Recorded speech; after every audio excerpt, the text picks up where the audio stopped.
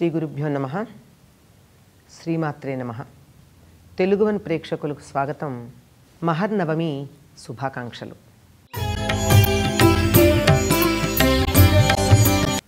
ఈ 9వ నాడు నవరాత్రి దీక్షలో ఆదిపరాశక్తిని దుర్గా స్వరూపంగా ఆరాధన చేసేటటువంటి వారు సిద్ధిదాత్రి అనేటటువంటి పేరుతో ఈ తల్లిని పూజించటం, ఉపాసన చేయడం అన్నది కనపడుతుంది.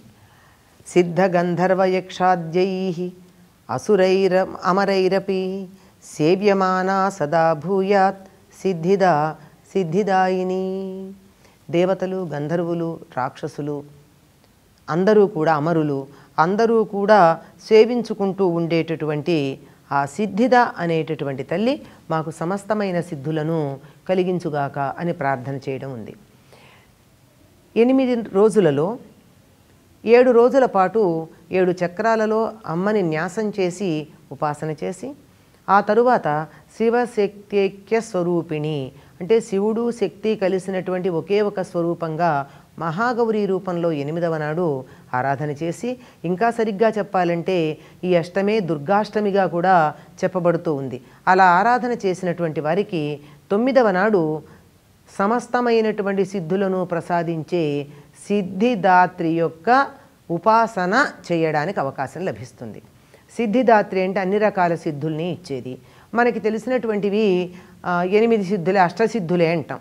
మనకి తెలిసినవే, ఆ పేర్లే చెప్పుకుంటాం. కానీ ఈ అమ్మగని గనక మనం ధ్యానం చేసినట్టయితే 16 రకాలైనటువంటి సిద్ధులు లభిస్తాయిట.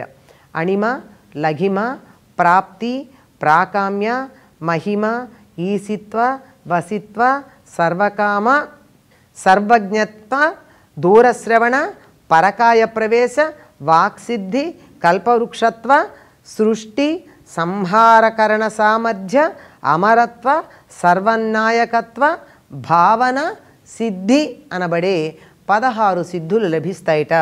అందుకనే దేవతలు, రాక్షసులు, గంధర్వులు, యక్షులు అందరూ కూడా ఈ తల్లిని ప్రార్థిస్తూ ఉంటారు. ఈమె పద్మమునందు ఆసీనురాలై ఉంటుంది. పద్మాసన అనేటటువంటి పదానికి ఆసనాల్లో పద్మాసనం వేసుకున్నది అనే అర్థం ఉండటమే కాకుండా పద్మమునందు ఉన్నది అని అర్థం కూడా ఉంది. 4 చేతులు ఉన్నాయి. ఒక చేతిలో శంఖము, ఒక చేతిలో చక్రము, మరొక చేతిలో గద, మరి ఒక చేతిలో పద్మము ధరించి ఉంటుంది. అంటే సాక్షాత్తు విష్ణువు యొక్క ఆయుధాలు ఏవైతే ఉన్నాయో తాను కూడా అటువంటి ఆయుధాలే ధరించి, నేను నారాయణిని, మేమిద్దరము అన్న చెల్లెళ్ళము అని తెలియజెప్తూ ఉంది. ఎందుకు పద్మాసనం గురించి చెప్తారు అంటే, ఏ దైవాన్నైనా మనం ఆరాధించేటప్పుడు హృదయమునందు వారిని నిలుపుకుని ఆరాధిస్తాం. మన హృదయం పద్మకోశ ప్రతీకాశగం హృదయంచాప్యధోముఖం అని చెప్పారు. ఎలా ఉంటుంది మన గుండె? కిందకి వంగి ఆ ముఖం కిందకి పెట్టినటువంటి తామర మొగ్గలాగా ఉంటుంది. వివేకము, భక్తి మొదలైనటువంటి సూర్యరశ్మి ఆ తామర మొగ్గకి తగిలినప్పుడు ఆ తామర మొగ్గ అలా విచ్చుకుని పద్మంలాగా విచ్చుకుంటుంది. అలా విచ్చుకున్న హృదయ పద్మంలో మన ఇష్టదైవాన్ని కూర్చోబెట్టుకోవాలని ఒక సంకేతార్థం. ఈ సంకేతార్థాన్ని చెప్పడానికే అందరు దేవతలు కూడా పద్మాసన స్థితులై ఉన్నట్టుగా వర్ణించటం జరిగింది. అంటే ఈ 8 రోజులు ఈ రకంగా ఉపాసన చేసిన తర్వాత 9వ నాడు ఈ సిద్ధిదాత్రిని మన హృదయ పద్మమునందు నీవే చక్కగా కూర్చుండబెట్టుకుని ధ్యానం చెయ్యాలి. అలా ధ్యానం చేసినటువంటి వారికి 16 రకాలైనటువంటి సిద్ధులు లభిస్తాయి అని చెప్పి పురాణాలన్నీ ఉద్ఘోషిస్తూ ఉన్నాయి. పరమశివుడికి కూడా అన్ని రకాలైన సిద్ధులు రావడానికి ఈ సిద్ధిదాత్రియే కారణము అని పురాణోక్తి.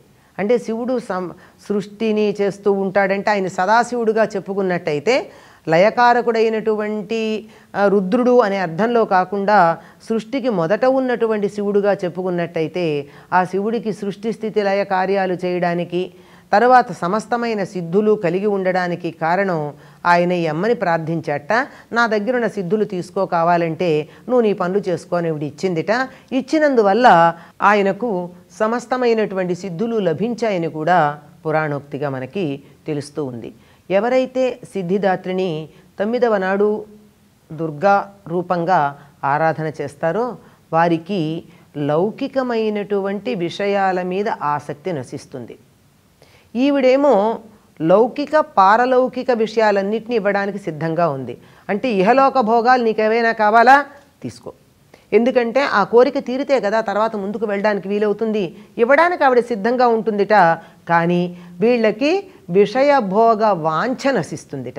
అంటే లౌకికమైన భోగాలు అనుభవించాలి అన్నటువంటి కోరిక లేకుండా చేస్తుంది.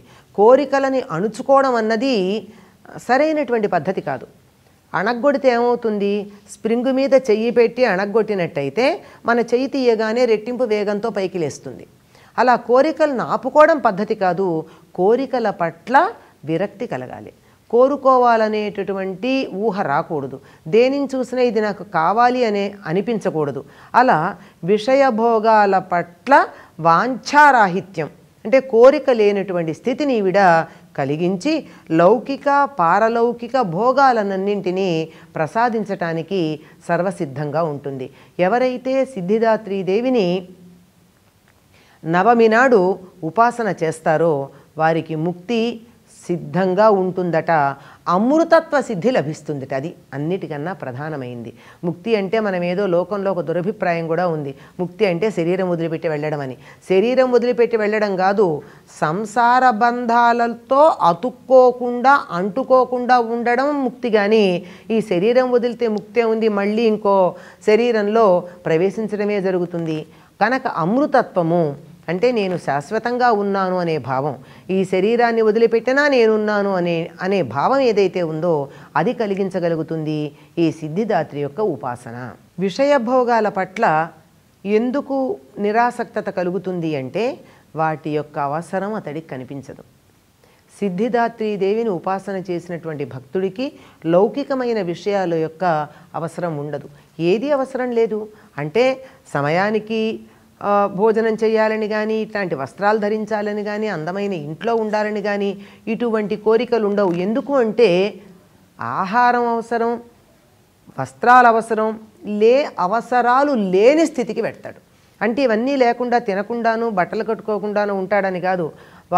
అతడికి ఆ సాధకుడికి అవన్నీ అప్రయత్నంగా ఎప్పుడు ఏవి కావాలో అవి లభ్యమైపోతూ ఉంటాయి, సిద్ధిస్తూ ఉంటాయి.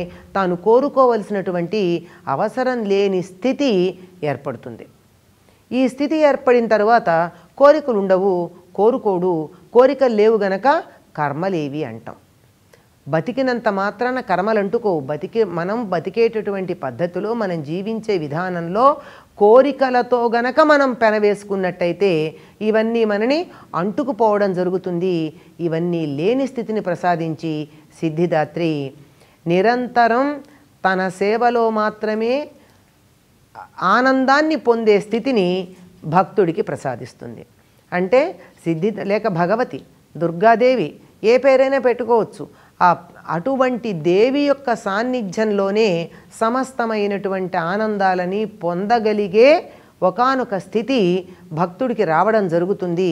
అందువల్ల కోరికలు ఉండవు గనక కర్మ ఉండదు, కర్మ ఉండదు గనక పట్టుకోవడం ఉండదు గనక ముక్తి అన్నది సిద్ధంగా అప్పటికప్పుడు ఉండడం జరుగుతుంది. సర్వసిద్ధులు తన దగ్గరే ఉన్నాయి. సర్వసిద్ధులు ఉన్నటువంటి వారికి వాటి మీద వ్యామోహం ఉండదు. లేనంతకాలం ఇది కావాలి అనే కోరిక ఉంటుంది. ఎప్పుడైతే అవి లభ్యమవుతాయో అవి అక్కర్లేదనేటటువంటి జ్ఞానం కూడా జగన్మాత ఆ భక్తుడికి కలిగిస్తుంది.